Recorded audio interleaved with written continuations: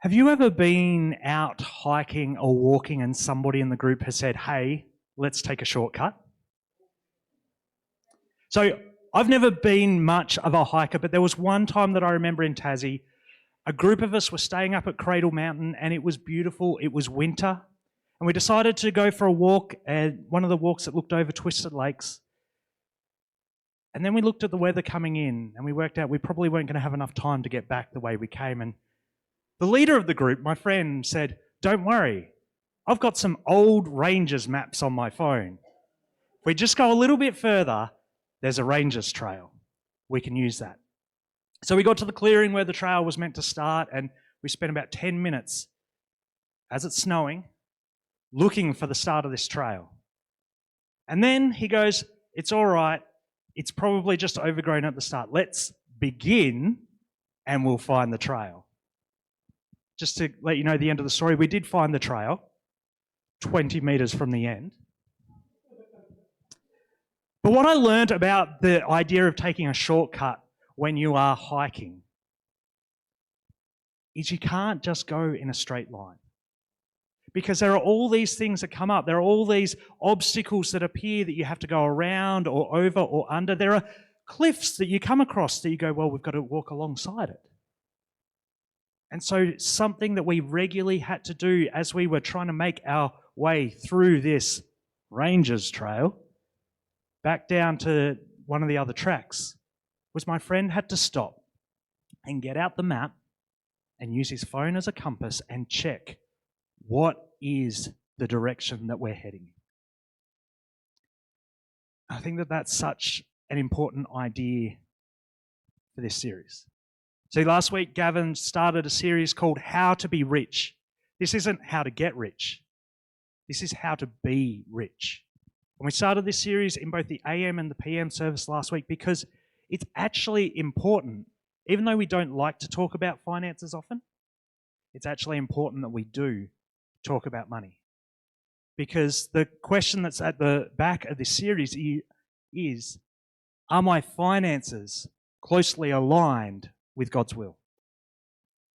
Is the direction that I'm heading in with my finances the one that I actually want to be heading in? Because life happens and sometimes we can kind of get distracted. We can start to go off down another track. And so we have to regularly ask ourselves this question. And so last week, Gavin opened this series and he talked about gratitude. When we develop gratitude, we help to protect our hearts from the lure of money. And we start to develop contentment. And today, I want to focus on generosity. How do we move from developing that contentment into an outward action? And so I want to start off just kind of doing a little bit of a quick recap, but also introducing you to the passage I want to use today. But I would encourage you, go back and listen to Gavin's message from last week because these messages are meant to go together. And so our passage today is 1 Timothy chapter 6, verses 17 to 19. And it says this: command those who are rich in this present world not to be arrogant, nor to put their hope in wealth which is so uncertain, but to put their hope in God, who richly provides us with everything for our enjoyment. Command them to do good, to be rich in good deeds, and to be generous and willing to share. In this way, they will lay up treasure for themselves as a firm foundation for the coming age, so that they may take hold of the life that is truly life.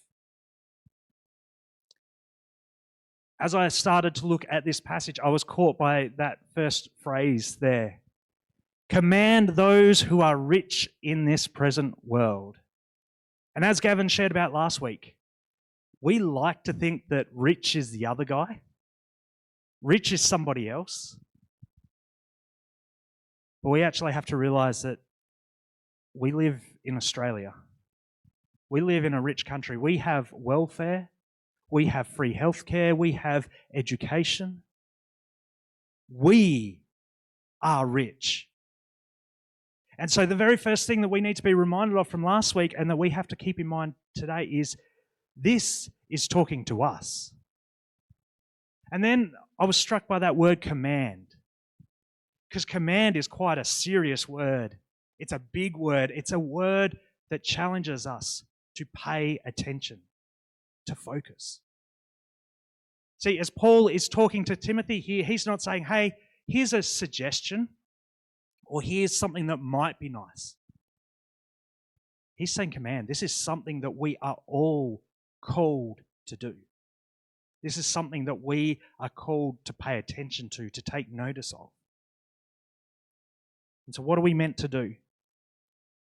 Well, it says, command those who are rich in this present world not to be arrogant, nor to put their hope in wealth, which is so uncertain, but to put their hope in God, who richly provides us with everything for our enjoyment. See, Paul's challenging people here. He's saying there are two views that we can either have. We can either put our hope or our trust in wealth, which is uncertain, or we can put our hope and our trust in God, who richly provides everything that we need for our enjoyment. And now, this passage isn't saying that we are needing to live like monks, like give everything away and live with the bare minimum. That's not what this passage is saying at all. After all, it talks about God who richly provides us with everything for our enjoyment. Gavin said it last week, and I want to say it again this week. Being rich isn't bad. Being rich isn't wrong. But instead, the idea that is here is what Jesus regularly talked about and what Paul talked about earlier in 1 Timothy. Matthew 6:21 says, "For where your treasure is, there your heart will be also." And 1 Timothy 6:10a, "For the love of money is a root of all kinds of evil." See, what Paul is talking to Timothy about here is he's talking about the things that you treasure, the things that you trust in, the things that you put your hope in. Where is your priority? And that's what we're being challenged at. Because the love of money is the issue, not money itself. And so Paul is challenging us as believers. Paul is challenging us who are hearing this message. He's asking us the question, where is your hope found? What are the things that you are putting your hope into? Because we can put it into wealth. We can put our trust into wealth. We can choose to make the decisions in our life based around, does this make sense financially? And when we look at people around us, when we look at what the world encourages us to do, this is what they say. You've got to build up as much as you can. You've got to work hard and earn as much as you can because you have to solve all your problems. You've got to have the money available to be able to buy the help that you need, to get the help that you need. You need to have the things available. This is the trap that we can get caught in. And the thing that wants to take our hope and our attention. And so that's one of the views. But then on the other side, there's putting your hope in God, who richly provides. And this is the one who knows us. This is putting our hope and our trust and our priority in the one who created us, who knows us immensely and intimately. And this also means that sometimes when you make decisions, it doesn't always make worldly sense. See, I remember having a conversation with my dad, and I think it was around the time that I was deciding to start going to Bible college. I was working 2 part-time jobs at the time. I'd finished an education degree, and I was choosing to go and study something else. And I remember having a conversation with Dad about it, and he was kind of asking me questions. Well, how are you going to get enough to live? How are you going to provide for your family? And these are good questions. These are important questions. But I also knew I didn't have to have all the answers because I knew that God was calling me somewhere. And God was calling me to do something. And so it was a stepping out in faith thing. Now, Dad who's quite a logical guy and somebody who likes to have a plan, really struggled with that. Question that Paul is asking here is, where is your hope found? Where are you putting your priority, your heart, and your treasure? Where are you putting all of your hope?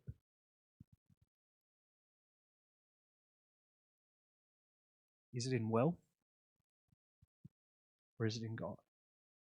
And verse 19 of this passage kind of helps us understand what's behind all this. He says, in this way they will lay up treasure for themselves as a firm foundation for the coming age, so that they may take hold of the life that is truly life. All throughout this passage, Paul is playing off those who are rich in this present world and those who are laying up treasure for the coming age. We've got to remember that wealth, and this is something that Jesus spoke about regularly, wealth is not something we can take with us, but it is only for the here and the now. Wealth is something that only matters here. God's more interested in the future, in eternity, in what's going on there. And I know that for many people who have been in church, and I even said this earlier today, we have a generous church. A lot of you have heard this. A lot of you know this. But just like whenever you take a shortcut when you're hiking, and you've got to keep stopping and checking what direction you're going in, we need to keep stopping and asking ourselves that question. Where is your hope found? Have I allowed obstacles to pop up in my life that have kind of started to distract me? Have I started to go down another way? This is why we're doing this series. This is why this series was done last year, and this is why we will continue to regularly talk about this, because we need to keep checking our hearts. And sometimes we can start to drift. Sometimes we can find ourselves starting to move. And so what is it that we do when that happens? What is it that we are called to do? How do we actually get ourselves back onto the right track? Well, last week, Gavin spoke about how gratitude develops contentment within us. Because the desire to be rich focuses on what you don't have. And so we have to flip that. We have to start looking at what we do have and going, you know what? I have enough. Choosing to be grateful develops contentment. But contentment isn't actually the end point. Because once we've reached contentment, then we have to look at generosity. Because contentment's all about us still. And generosity is something that is an outward action, something that extends it forward. And so Paul, being the very helpful bloke that he is in the Bible, gives us some instructions in verse 18. He says, command them to do good, to be rich in good deeds, and to be generous and willing to share. There are three things here that help us to develop this attitude of generosity in our lives, that help us to put our trust in God rather than just in money. And the first one is do good. Actually start to think beyond yourself. Because if you want to do good, that requires you to focus on other people. That requires it to be outside of yourself. And there was an interesting stat in some of the information that Gavin passed on to me for this message. In 2021, the average donation amount that people donated increased, but the number of people giving decreased. So it went from 31.01% to 26.7%. So individual people became more generous, but less people became generous.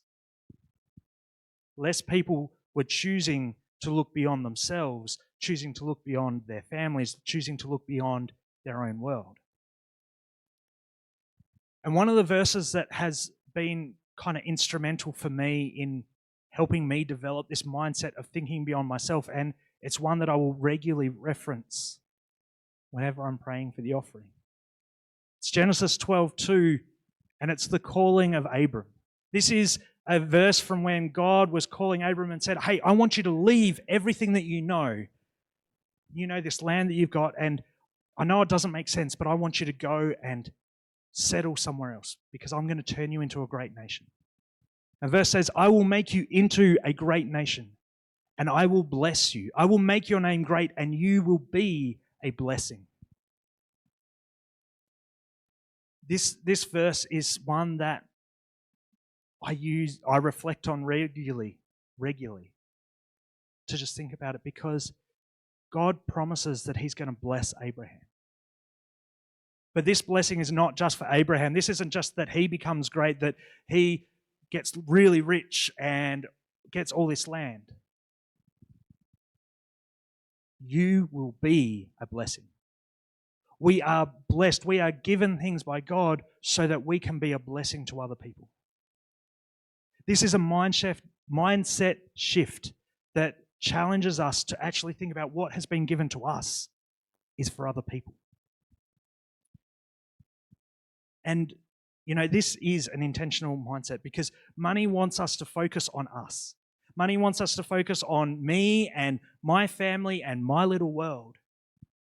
And yet when I actually stop and think about all the blessings that I have, I'm blessed so that I can then go out and be a blessing to others, so that then I can go and share it with other people.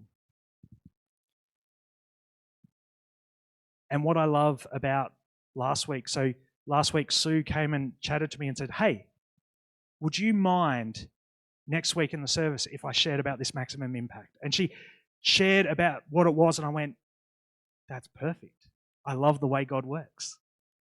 But that idea of maximum impact, it is about helping. How do we actually give so that it's not just about us feeling good about, hey, I've done a nice deed, I've done a good deed, I've given something, but so that we can actually be a true blessing to other people. So if we want to develop generosity, we have to understand that we are blessed so that we can bless others, so that we can think beyond ourselves. That second point that Paul talks about is be rich in good deeds. Make generosity and giving a discipline. You know, I am not somebody who is particularly disciplined. I have never been disciplined in going to the gym. I think my record is 3 times, and that's it. In fact, doing the men's ministry bike ride last week, I learned that I need to be more disciplined in getting on my bike and riding. Thank you to everybody who slowed down to wait for me. But this idea of discipline is something that is important, because a discipline is doing something consistently, choosing to do something consistently, even when you don't feel like it, even when you don't want to. But it is making a choice to do it. And being rich in good deeds, it's about being consistent in good deeds, continuing to build them up and build them up and build them up. Now, sometimes people can be spontaneous givers, and spontaneous giving is great. And we need spontaneous giving, but we also need to make sure that we are actually practicing consistency, that we can develop long-term impact by making this a discipline. And 2 Corinthians 9:7-8 says, each of you should give what you have decided in your heart to give, what you've already made a decision about, not reluctantly or under compulsion, for God loves a cheerful giver. And God is able to bless you abundantly, so that in all things, at all times, having all that you need, you will abound in every good work. We're called to actually choose ahead of time. And we're coming up to the end of financial year. Maybe you are somebody who, as you enter the new financial year, that's the time you relook at your budget. One of the things that you can do when you're budgeting is you can actually think about 3 buckets. It's a kid's illustration that I stole from last year. You have a bucket for spendings, you have a bucket for savings, and then you have a bucket for sharing, for giving. You actually make a decision when you are putting your budget together. You know what? We're going to put money aside and we are going to give that to other people. We are going to give that where it is needed. And so you are making it a discipline. You are not just waiting till an opportunity comes up and then you go, well, actually, we don't have enough at the moment. But you're being intentional about it. You're developing a habit. And you know, tithing is another example of a discipline in this. And for me, one of the things that Emma and I have chosen to do with tithing is we choose to give first up. We give our money first because then we can just plan what to do with the rest of it. But also it's a challenge.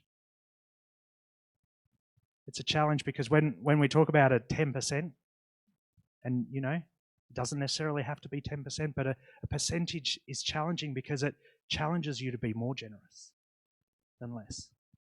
But when it goes out first, it is saying, you know what, I don't want money to be the thing that controls me. I don't want money to be the thing that I focus on first. Instead, I want to focus on God.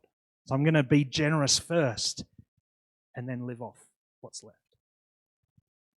And so that's something that, you know, we've chosen to do as part of a discipline of choosing to give ahead of time, to be rich in good deeds, to be consistently seeking that. And the third thing that Paul talks about there is be generous and willing to share.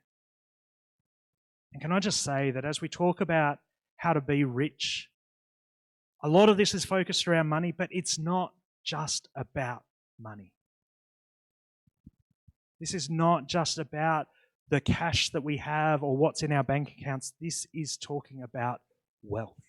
This is talking about all that we have. And so being generous and being willing to share, this is actually a hard attitude that we have to develop. And one of the things that I've learned in marriage, I have to do better at this. And I'm very blessed that I have a wife who challenges me to be better at this. Because when we develop this attitude of generosity, when we develop an attitude of being willing to share, it loosens the grip that money has on our hearts. It loosens it because we are choosing to hold it not with tight hands, but instead we are holding it loosely. And there's a great verse from Acts chapter 2, verses 42 to 45. It says, "They devoted themselves to the apostles' teaching and to fellowship, to the breaking of bread and to prayer. Everyone was filled with awe at the many wonders and signs performed by the apostles. All the believers were together and had everything in common. They sold property and possessions to give to anyone who had need." That is a challenging passage, but it's also an encouraging passage because I love the picture that it provides of a community that is generous and willing to share. Because this isn't just about using your money, this is about using your wealth.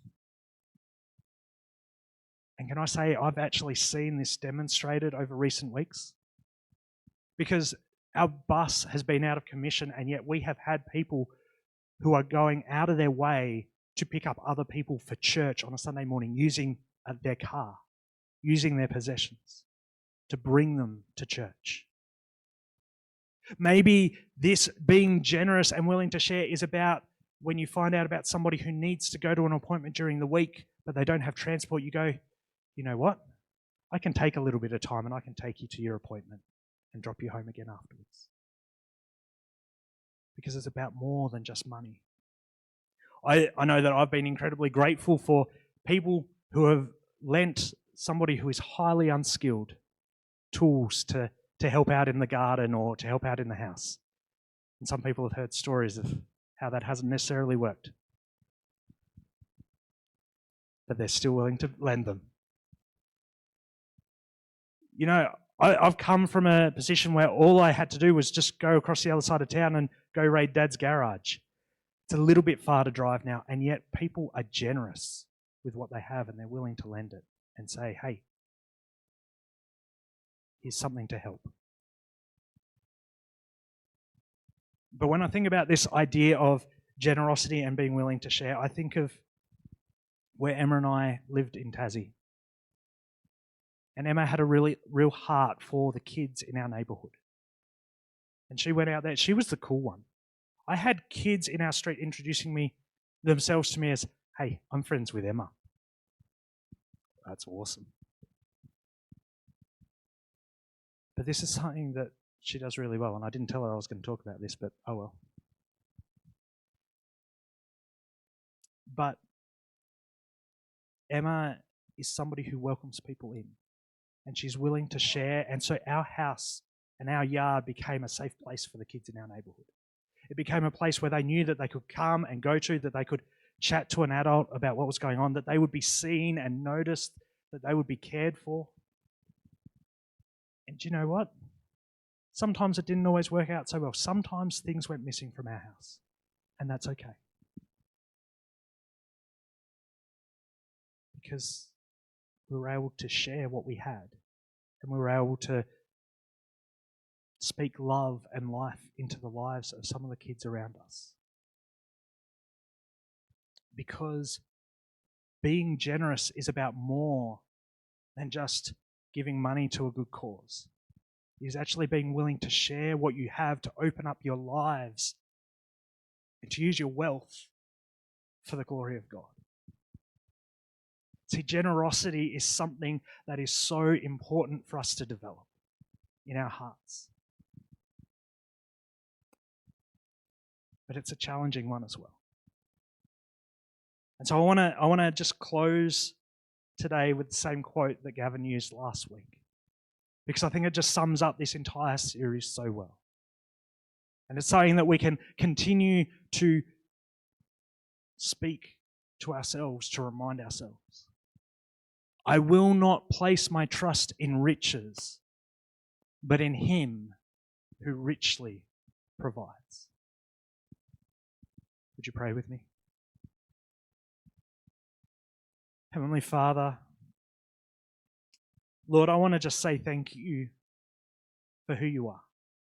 Lord, I want to say thank you that you have blessed us, that you have provided us with so much. Lord, you don't just give us the bare minimum, but Lord, you love us abundantly and provide for us abundantly. But Lord, I pray that you would help us to develop generosity in the way that we see that. Lord, help us to remember that we are not blessed for ourselves, but we are blessed to be a blessing. That we are blessed for other people. And Lord, I pray that you would just watch over us. Lord, help us to develop that in our hearts. Lord, help us to keep our focus on you and eternity and the things that really matter.